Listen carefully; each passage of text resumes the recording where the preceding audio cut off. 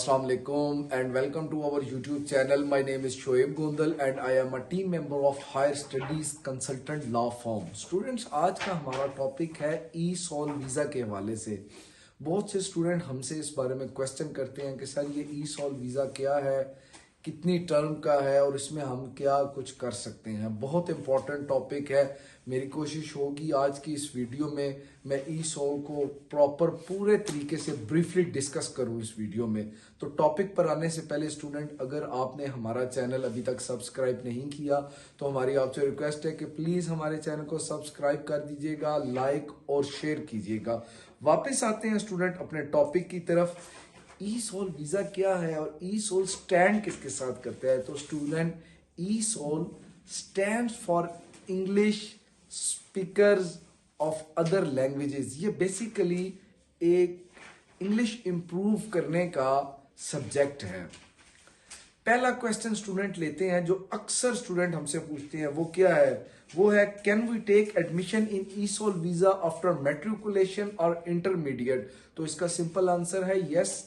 हम मैट्रिक के बाद और इंटरमीडिएट के बाद भी ई-सॉल वीजा में एडमिशन ले सकते हैं। ये बेसिकली ऐसे ही है जैसे स्पोकन इंग्लिश है या आइट्स पीटी है। ये आपका इंग्लिश इंप्रूव करने के लिए ये है। एक उन्होंने कोर्स निकाला है जिससे आपकी इंग्लिश इंप्रूव होती है। ये बेसिकली उस चीज के लिए वीजा है। सेकंड क्वेश्चन लेते हैं स्टूडेंट। हमारा सेकंड क्वेश्चन है, can we move to another country during ESOL visa after ESOL visa. क्या हम ई-सॉल वीजा के दौरान किसी और कंट्री में जा सकते हैं विजिट के लिए, या ई-सॉल वीजा मुकम्मल करने के बाद, ये कोर्स मुकम्मल करने के बाद किसी और कंट्री में जा सकते हैं यूके से।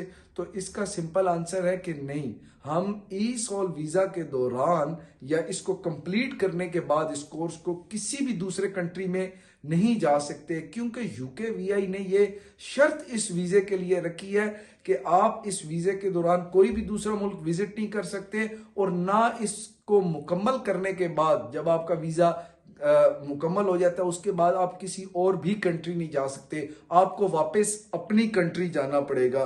स्टूडेंट, क्वेश्चन नंबर 3 हम लेते हैं, can we do work during ESOL visa. क्या हम ई-सॉल वीजा के दौरान काम कर सकते हैं? हमें वर्क अलाउ है लाइक अदर डिग्रीज, जैसा कि बैचलर की डिग्री है, मास्टर है, पीएचडी है, जिसमें स्टूडेंट को वर्क अलाउ होता है लिमिटेड टाइम के लिए। तो क्या ई-सॉल वीजे के दौरान हम कोई काम कर सकते हैं? तो स्टूडेंट, इसका फिर से आंसर सिंपल है, नो। हम कोई काम भी ई-सॉल वीजा के दौरान नहीं कर सकते, क्योंकि यूकेवीआई ने हम पर पाबंदी लगाई है कोई भी काम करने से स्टूडेंट पर। क्वेश्चन नंबर 4 पर स्टूडेंट हम आते हैं, क्या हम ई-सॉल कंप्लीट करने के बाद यूके में रह सकते हैं या वापस आना पड़ेगा? स्टूडेंट, ई-सॉल वीजा जब कंप्लीट हो जाएगा आपका कोर्स, तो आपको उसके बाद हर सूरत में अपने कंट्री वापस आना होगा, नहीं तो यूके आपको वहां पर इलीगल कर देगा, और जैसे ही आप वहां पर पकड़े जाएंगे आपको फौरन डिपोर्ट कर दिया जाएगा और आपको यूके के लिए बैन कर दिया जाएगा। क्वेश्चन नंबर 5 है स्टूडेंट, क्या हमें ई-सॉल वीजा के बाद कोई दूसरा वीजा मिल सकता है?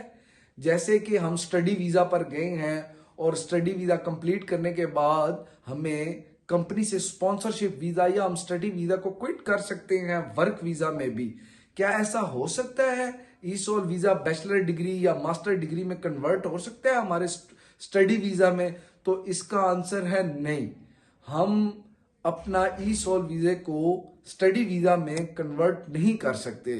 स्टूडेंट, हमारा क्वेश्चन नंबर 7 है, ई-सॉल वीजा कितने अरसे का मिलता है? जैसे study visa under graduate degree का 3 साल डिग्री है तो 3 साढ़े 3 साल का। इसी तरह स्टूडेंट, एक बात याद रखिएगा, जो ई-सॉल वीजा है वो 3, 6 और 11 माह का है। मिनिमम 3 मंथ है, 6 मंथ है और 11 मंथ है। आपको 3, 6 और 11 माह का ई-सॉल वीजा मिल सकता है। क्वेश्चन नंबर 8 है स्टूडेंट, क्या हमें ई-सॉल वीजा के बाद पीएसडब्ल्यू अलाउ है?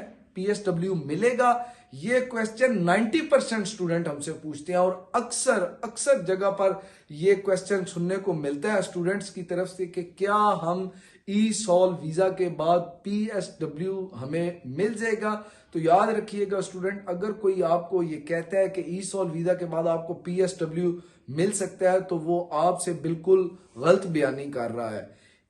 PSW जो है वो आपको डिग्री के बाद अलाउ होता है। कोई भी डिग्री आप करें, चाहे बैचलर डिग्री करें, चाहे मास्टर डिग्री करें, चाहे PhD करें, उसके बाद आपको PSW मिलता है। लेकिन ई सॉल वीजा के बाद आपको ई सॉल की जो डिग्री है, जो कोर्स मुकम्मल होने के बाद आपको PSW नहीं मिलेगा।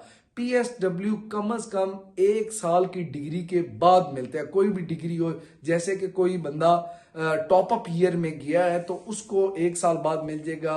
ऐसा ही जैसे कोई मास्टर में गया है, आपको पता है यूके में रिसर्च के अलावा जो मास्टर बेस्ड डिग्री है वो 1 साल की है, उसके बाद आपको PSW मिल सकता है। ये है 3, 6 और 11 माह का वीजा। इसमें आपको PSW अलाउ नहीं होगा, याद रखिएगा स्टूडेंट। इसी तरह क्वेश्चन नंबर 9 है कॉस्ट के हवाले से। स्टूडेंट पूछते हैं कि सर ई सॉल वीजा की कॉस्ट क्या है। तो आपको बताते चलें, ई सॉल वीजा पर आपके 19 से 20 लाख पाकिस्तानी जो है वो लग सकते हैं। इसी तरह इंडियन 8 से 9 लाख तक आपको ई सॉल वीजा मिल सकता है। इसी तरह स्टूडेंट हमारा नेक्स्ट क्वेश्चन है, क्वेश्चन नंबर 10, वो है प्रोसेस टाइम। कितना टाइम लगेगा, डिपेंड करता है आपकी बैंक स्टेटमेंट पर।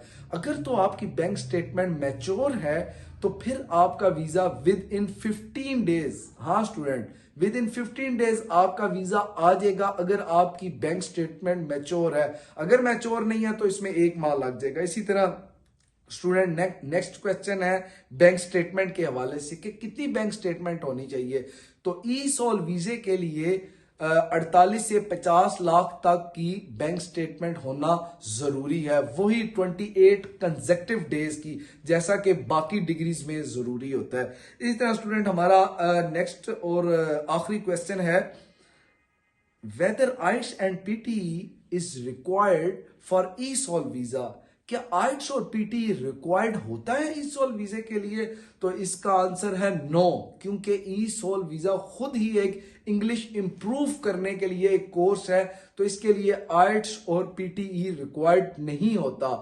आप वहां पर जाकर अपनी इंग्लिश इंप्रूव करते हैं बगैर आइट्स और PTE के, जस्ट आपको फी पे करनी है, बैंक स्टेटमेंट शो करनी है, उसके बाद आप यूके चले जाएंगे 15 से 20 दिन के अंदर अंदर। हाँ, आप अपनी इंग्लिश इंप्रूव करके आते हैं, उसके बाद आप डिग्री में अप्लाई करते हैं तो फिर आप जा सकते हैं। लेकिन आपको ई सॉल कंप्लीट करने के बाद हर सूरत में वापस अपने कंट्री आना पड़ेगा, चाहे आप पाकिस्तान से हैं, इंडिया से हैं, बांग्लादेश से हैं, भूटान से हैं, श्रीलंका से हैं या किसी भी और कंट्री से हैं, आपको एक दफा वापस आना पड़ेगा। अगर आप वहां रह जाएंगे, वापस नहीं आएंगे, तो आपको यूके गवर्नमेंट जो है वो इलीगल कर देगी, और फिर अगर आप पकड़ेंगे तो आपको डिपोर्ट कर दिया जाएगा और आपको यूके के लिए बैन कर दिया जाएगा। तो ये था स्टूडेंट आज का हमारा टॉपिक ई सॉल के हवाले से। मैंने कोशिश की है आपको तमाम इंफॉर्मेशन ब्रीफली ई सॉल के हवाले से दी जाए। अगर इससे अलावा भी कोई क्वेश्चन आपके जेहन में है तो वो आप हमसे कमेंट सेक्शन में पूछ सकते हैं। बहुत शुक्रिया।